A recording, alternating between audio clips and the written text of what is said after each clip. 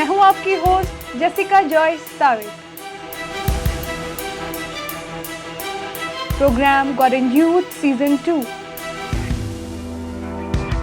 जिसमें हम आपकी मुलाकात करवाएंगे उन शख्सियात से जो शोबाए ज़िंदगी में कामयाबी से हमकिनार हैं और जानेंगे उनकी कामयाबी के राज।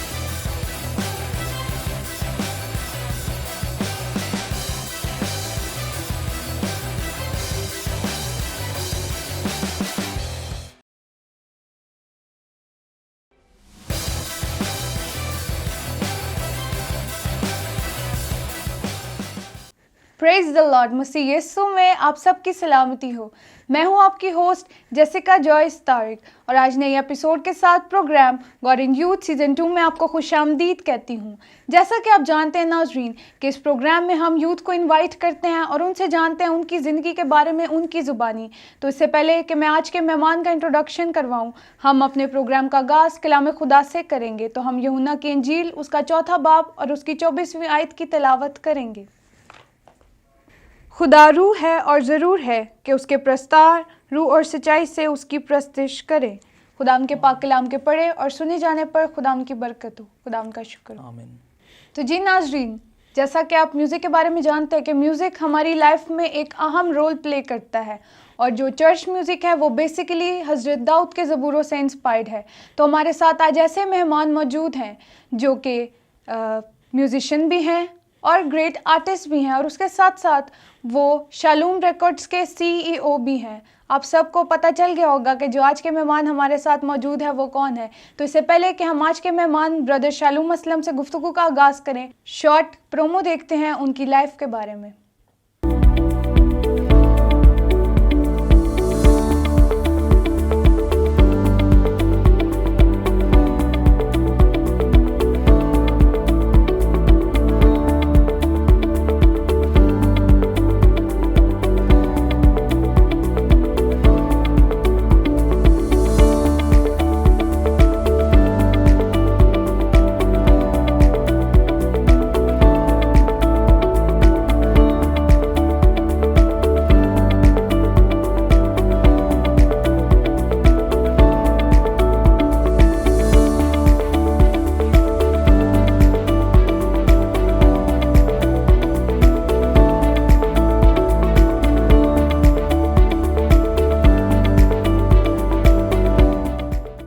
तो जी शालूम भाई, हम आपको अपने प्रोग्राम में खुशामदीद कहते हैं। कैसे हैं आप? Thank you so much.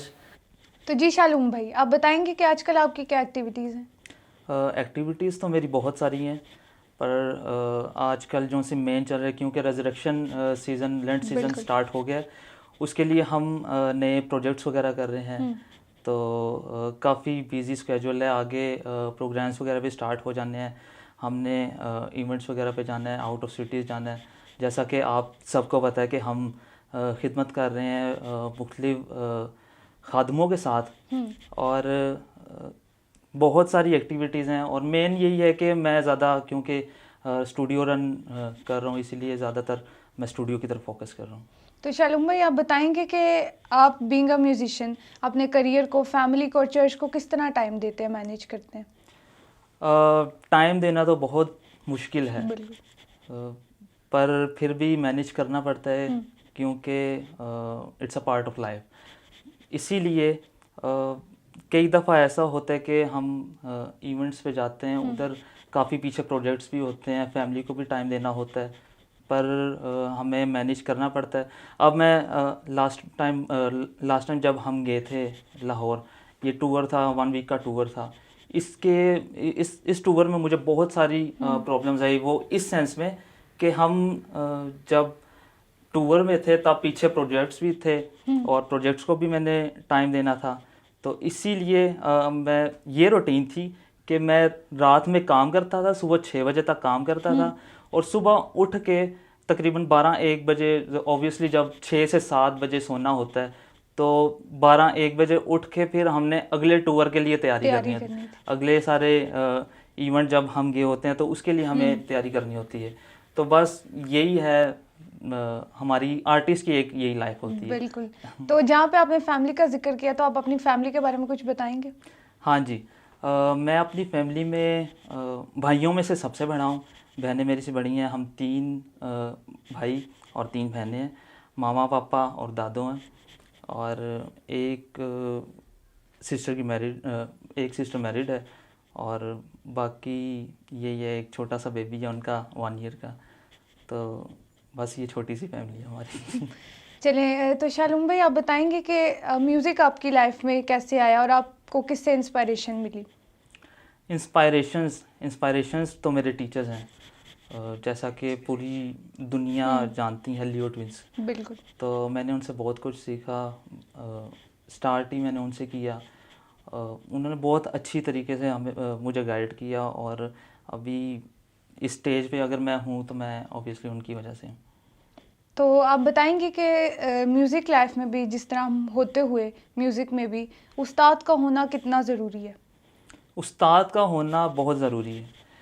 वो इस सेंस में कि जब आपको पता ही नहीं होगा कि एक फील्ड में क्या तौर तरीके हैं, उस्ताद आपको बहुत गाइड करता है। और सबसे बड़ी बात, उस्ताद की ब्लेसिंग्स होना, ये सबसे बड़ी बात मैटर करते हैं, सबसे ज़्यादा मैटर करती हैं।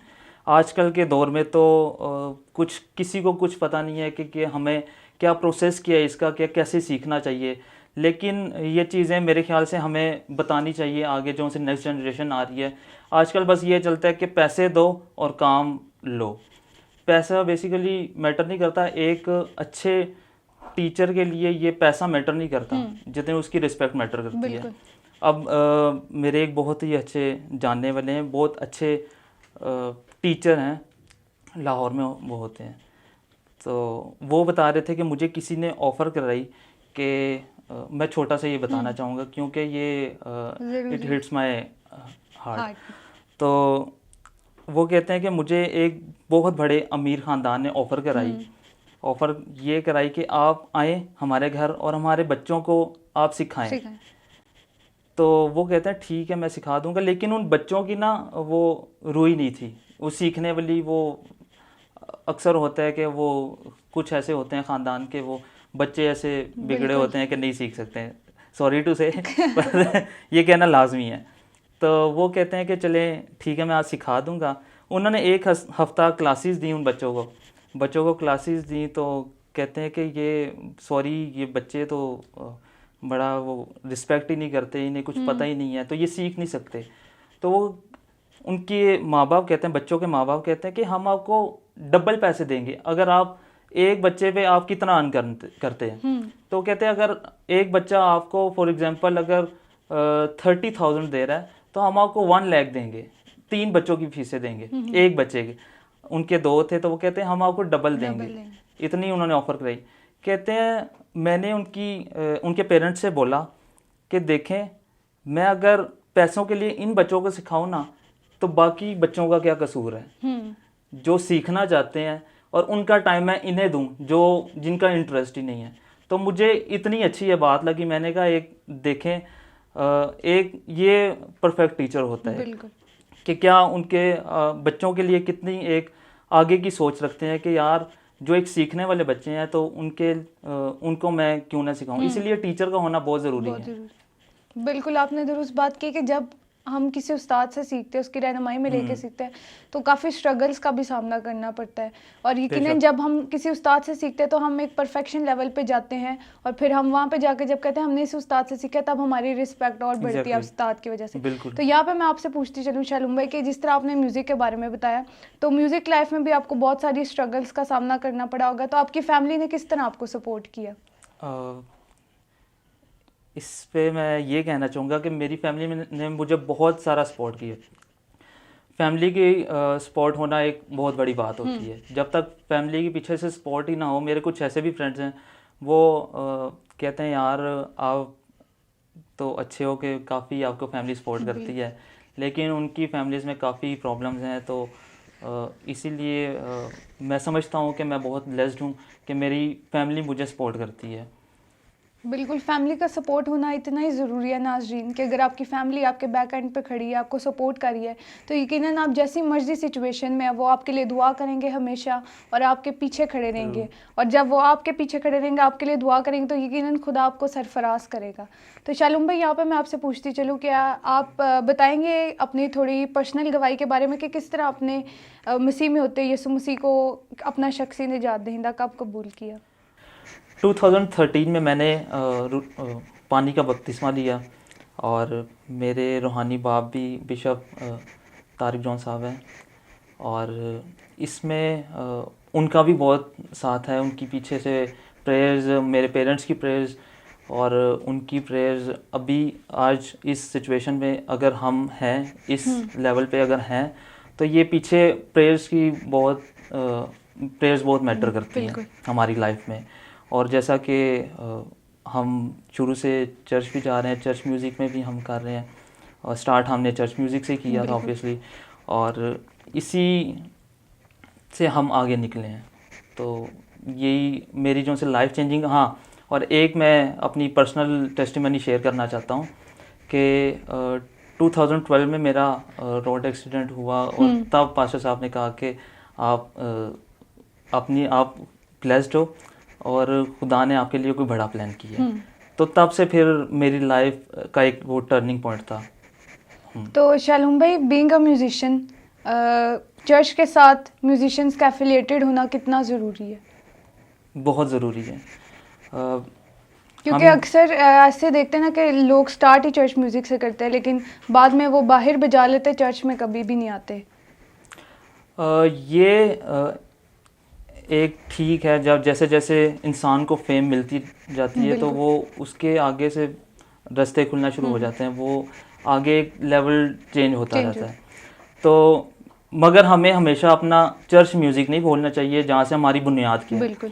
और मैं हमेशा यही कहता हूँ अपने स्टूडेंट्स को भी और जितने भी हैं सारे न्यू जितने भी सीख रहे हैं नए सारे बच्चे, और मैं ज़्यादातर यही कहता हूँ कि हमें जो भी है पर्सनल प्रेयर्स को साथ लेके और चर्च अपने को साथ लेके चलना चाहिए। अगर सपोज़ हम अगर जा रहे हैं, बेसिकली मेरा तो ये है, अगर मैं कहीं निकलता भी हूँ तो ज़्यादातर मेरा तो ये चर्च म्यूज़िक ही होता है।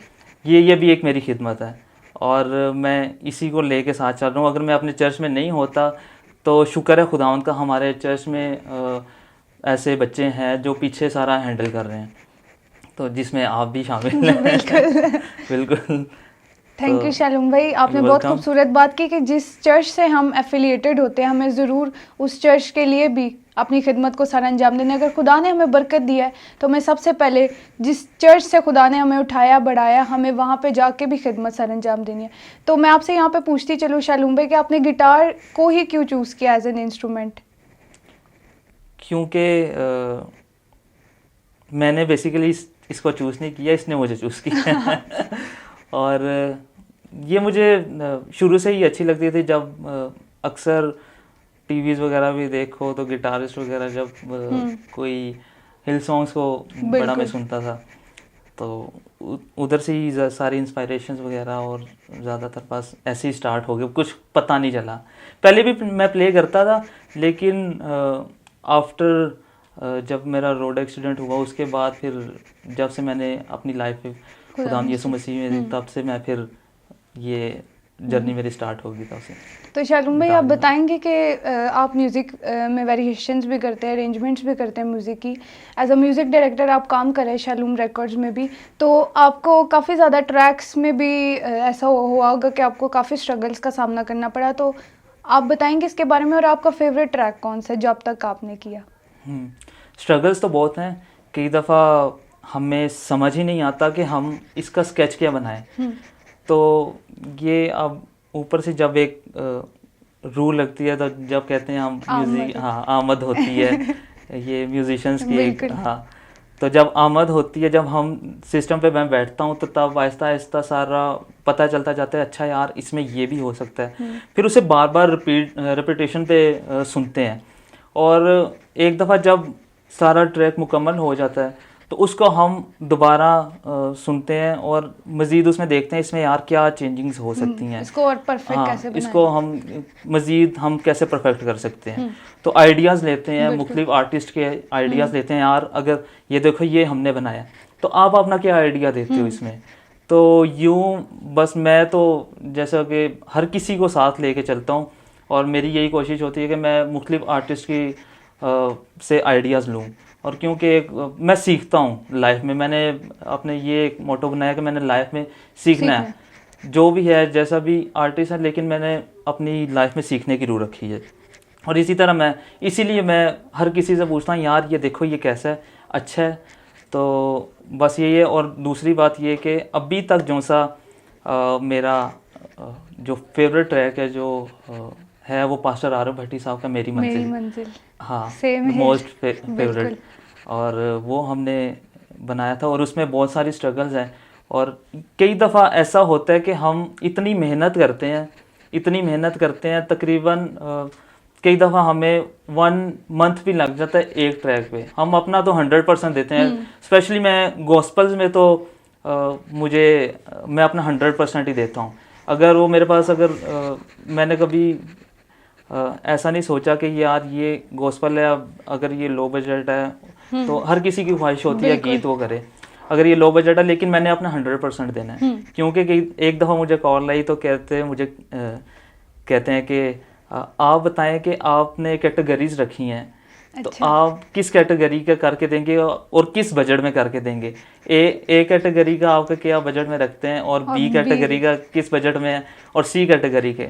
तो मैंने उन्हें कहा भाई देखें, अगर ये गॉस्पल है तो मैंने इसमें कोई कैटेगरी नहीं रखी। बिल्कुल। तो मैं अपना बेशक वो लो बजट हो मैं उसमें अपना 100% देता हूँ, क्योंकि ये गॉस्पल है। मुझे पता है कि हमने अपनी कम्युनिटी का एक काम आगे लोगों तक, जब वो दूसरे लोग सुनते हैं तो वो क्या सुनेंगे। बिल्कुल। तो यही है, कई दफ़ा तो ऐसा होता है हम अगर ट्रैक कर रहे हैं, हम इतनी मेहनत करते हैं, महीना ऑलमोस्ट जैसा कि मैंने पहले बताया लग जाता है, और 3 या 4 मिनट का एक अगर सॉन्ग बनता है तो वो लोगों को सेकंड्स भी नहीं लगता, वो रिजेक्ट कर देते हैं। बिल्कुल ऐसे ही। तो पीछे कई प्रोड्यूसर्स और कई आर्टिस्ट ऐसे हर्ट होते हैं, यार ये देखो हमने इतनी स्ट्रगल की, हमारी रातों की मेहनत होती है और एकदम से वो लोग एकदम वो रिजेक्ट कर देते हैं। बिल्कुल, आपने बिल्कुल दुरुस्त बात की कि जब हम कोई भी काम करते हैं तो उसमें हम अपना 100% देंगे। जब हम पूरी ईमानदारी के साथ 100% अपना देकर उस काम को करेंगे तो यकीनन खुदा हमारे काम में भी बरकत को डालेगा। तो शालूम भाई, मैं आपसे यहाँ पे पूछती चलूँ कि जिस तरह आपने शालूम रिकॉर्ड्स को स्टार्ट किया तो उसकी बुनियाद रखी, तो उसके पीछे क्या वजह रही और आपकी उसके पीछे की क्या जर्नी है? बेसिकली जब मैंने ये स्टार्ट किया, पहले प्लान था कि मेरे घर वालों ने मुझे मेल नर्स बनाना था। अच्छा। लेकिन वो शायद खुदा की मर्जी थी कि मैं इस साइड पे आऊँ।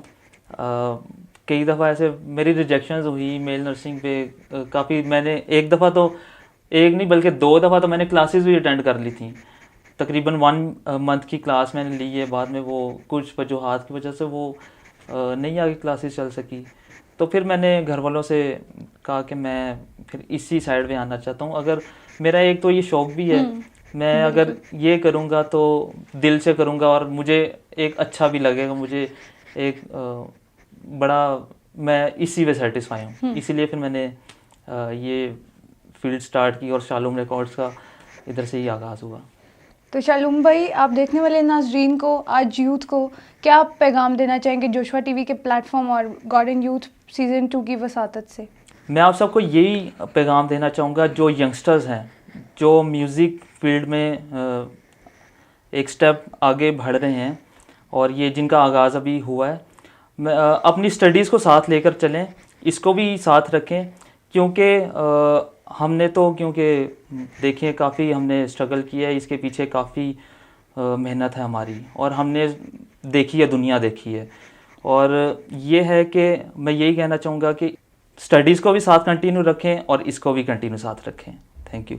तो शालूम भाई, जिस तरह आप बहुत से इंस्ट्रूमेंट्स प्ले करते हैं, तो आप आज कौन सा सॉन्ग डेडिकेट करना चाहेंगे हमारे देखने वाले नाज़रीन को? मैं आज मेरा मोस्ट फेवरेट ज़बूर है, साम 139। तो मैं वही प्ले करना चाहूँगा रबाब पे। बिल्कुल। तो ये भी एक पहाड़ी इंस्ट्रूमेंट है, लेकिन ये मेरा फेवरेट Favorite इंस्ट्रूमेंट है।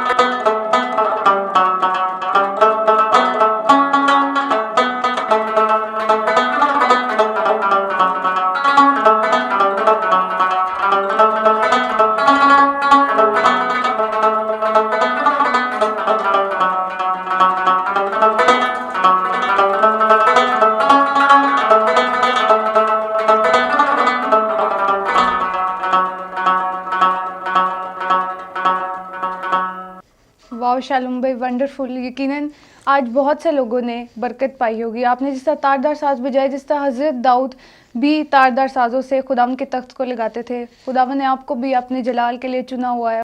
थैंक यू शालूम भाई, और खुदावन आपको और बरकत दे और इसी तरह अपने जलाल के लिए इस्तेमाल करता रहे। Thank you for joining us. तो जी नाज़रीन, उम्मीद करते हैं कि आज के प्रोग्राम के वसीला से आपने बरकत पाई होगी।